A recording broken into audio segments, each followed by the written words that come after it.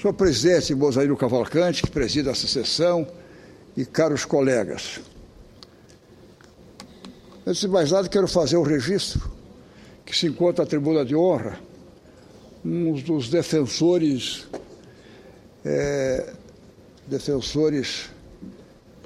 públicos federais, doutor Gabriel, um deles que está aqui, com outros colegas que vieram defender o caso da saúde das mulheres no Brasil, em que o Ministério da Saúde tem algumas questões que o Ministério tem uma interpretação que não é ao que foi decidido para atender as mulheres, principalmente no caso de tratamento contra o câncer. Hoje a legislação obriga, após 60 dias, de for constatado, tem que dar o atendimento e assistência. E o Ministério da Saúde, segundo o doutor Gabriel estava me explicando, após ser inserido no sistema de saúde do governo federal, que começa a tratar. E aí isso tem demoras. Então eu faço esse registro da presença deles aqui na tribuna de honra. Mas, caros colegas, senhoras senadoras e senhores senadores, o tema não foge disso, e saúde demanda recursos e gestão eficiente. Não há qualquer dúvida quando afirmamos que a saúde é a preocupação maior das pessoas, a prioridade que prevalece sobre todas as outras. O Brasil é o único país do mundo, com mais de 200 milhões de habitantes, que oferece atendimento de saúde universal e gratuito através do SUS, Sistema Único de Saúde, como prevê nossa Constituição. Inegavelmente, um avanço social de relevância, que não deve sofrer retrocesso, pelo contrário, exige permanente aprimoramento. Gerenciar um sistema de tamanha dimensão e garantir a sua qualidade e eficiência são, inegavelmente, um desafio colossal, cujo sucesso ainda buscamos alcançar.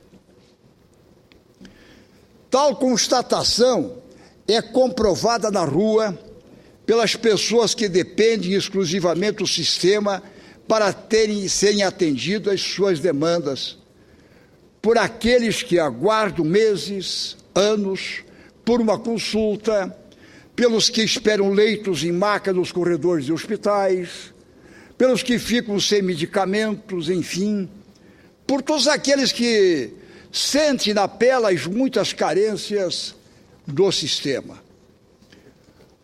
Um estudo realizado pelo Tribunal de Contas da União lança luzes sobre os problemas enfrentados no SUS, servindo de ferramenta essencial no planejamento futuro para a busca de soluções. Trata-se do relatório sistêmico de fiscalização da saúde, com a compilação dos trabalhos mais relevantes na área, realizados em 2013, concluído há poucos dias pelo TCU, nosso Tribunal de Contas da União. No levantamento, o tribunal avaliou o sistema de saúde brasileiro por meio de indicadores e constatou significativas desigualdades, tanto na comparação do modelo público com o privado, quanto dentro do próprio SUS, quando comparado às regiões do país e às capitais com o interior. No que se refere ao número de médicos no país, senhor presidente, registra-se efetivamente uma discrepância entre o interior e as capitais. A média de profissionais por 1.000 habitantes nas capitais do país é de 4,56 profissionais, enquanto no interior este indicador cai para 1,11. É de 1 para 4, praticamente. No que se refere ao tema da assistência hospitalar, o SUS, o tribunal realizou amplo diagnóstico em 116 hospitais públicos, que concentram aproximadamente 28 mil leitos 9% do total de leitos da rede pública em todos os estados da federação. Foram identificados problemas graves, complexos e recorrentes, relacionados à insuficiência de leitos, superlotação de emergências hospitalares, carência de profissionais de saúde, desigualdade na distribuição de médicos no país, falta de medicamentos e insumos hospitalares, ausência de equipamentos ou aparelhos obsoletos, não instalados ou sem manutenção, inadequada estrutura física e insuficiência de recursos de tecnologia da informação. Então, é uma série de casos encontrados pelo Tribunal de Contas nesses hospitais públicos analisados no país. O tribunal verificou que 64% dos hospitais visitados apresentam taxa de ocupação da emergência maior do que a capacidade prevista. E em 19% essa situação ocorre com alguma frequência. Em apenas 6% não ocorre essa superlotação. Ainda foi verificado que em 81% dos outros hospitais, o principal problema é o déficit no quadro de profissionais. Vejam bem, a deficiência no quadro de profissionais é em torno de 81% dos hospitais públicos analisados pelo TCU do país. E em 63% dos hospitais, a constante falta ao trabalho de profissionais provoca impactos substanciais na prestação dos serviços. Em 81%, a falta de profissionais. E em 63% dos mesmos hospitais, nós temos aí um problema de que provoca impactos na prestação de serviços pela ausência dos profissionais.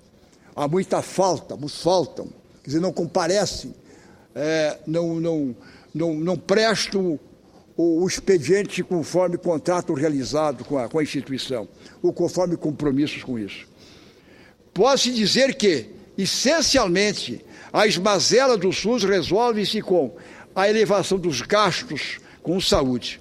Essa, contudo, é apenas uma das faces do problema. Não é só colocar o dinheiro, não. Isso é apenas um problema. A falta de dinheiro é um dos casos. Efetivamente, nossos gastos estão abaixo de países considerados de excelência em saúde, não há dúvida. Existem diferentes formas de comparar os gastos de cada país com saúde.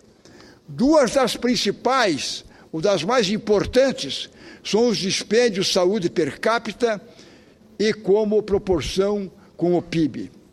Se utilizarmos o primeiro método, em 2011, o Brasil apresentava um baixo gasto em saúde quando comparado com os demais. Entre 41 países com dados da Organização para a Cooperação e Desenvolvimento Econômico, nosso país havia realizado o 7º menor gasto total com saúde per capita, aproximadamente R$ 2.400, frente aos R$ 7.600 da maioria.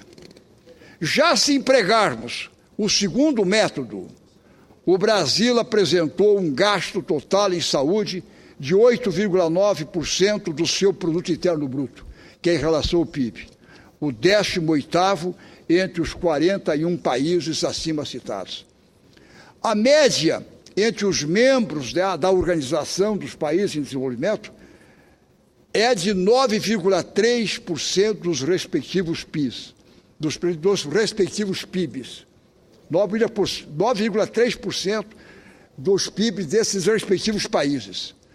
Para entender essa conta, é preciso lembrar dos gastos com planos privados de saúde, opção utilizada por 25% dos brasileiros. Segundo o estudo do tribunal, o país apresentava a terceira menor participação do poder público nos gastos totais em saúde, 46%, enquanto os gastos de particulares responderam por 54%. Vejam bem, 25% dos brasileiros são atendidos por gastos privados, sistema privado de saúde, e representa 54% dos gastos em saúde. E o poder público gasta em torno de 46%. Na média dos países citados, desses 41 países, a participação pública é de 73%. E aqui no Brasil, nós ficamos em 46%. Enfrentamos ainda uma distribuição desproporcionada de competências e capacidades, o centralismo arrecadatório do governo federal em contraponto à crescente responsabilidade de estados e municípios. Ao analisar o gasto público das 3 esferas de governo, é outro problema, meu caro presidente Mozaílio Cavalcante, Vossa Excelência, que é médico, constatou-se que na década de 2000 houve uma significativa redução da participação dos gastos federais no gasto público total em saúde. Em 2000, presidente Mozaílio, o governo federal foi responsável por 58% de todo o gasto público, enquanto 10 anos depois, agora em 2010, sua participação foi de 45%. Portanto, de 58% que o governo federal gastava em saúde, agora baixou para 45%. Paralelamente, os estados aumentaram sua participação de 20% para 27%. Há 10 anos gastavam 20%, passaram para 27%. E os municípios de 21% foram para 28% em 10 anos. Mas além da questão orçamentária, é preciso buscar a profunda mudança de paradigma. Vou encerrando, senhor presidente, que pode dar um novo rumo ao atendimento de saúde pública no país. E para encerrar, um novo modelo de gestão que traga otimização no uso dos recursos, dinamização dos processos e atendimentos, além de capacitação e ampliação de recursos humanos. É através da união desses 2 fatores, elevação do gasto público com eficiência administrativa, eu repito, que conseguiremos realizar o que dita a nossa Carta Magna e garantir aos brasileiros saúde como direito de todos e dever do Estado. São essas as nossas reflexões da tarde de hoje. Muito obrigado pela tolerância também, mas não pude deixar de expor essas preocupações aos colegas e ao Brasil, do que passa em relação à nossa saúde no país, em todos os aspectos. Muito obrigado, senhor presidente. Cumprimentando Vossa Excelência pelo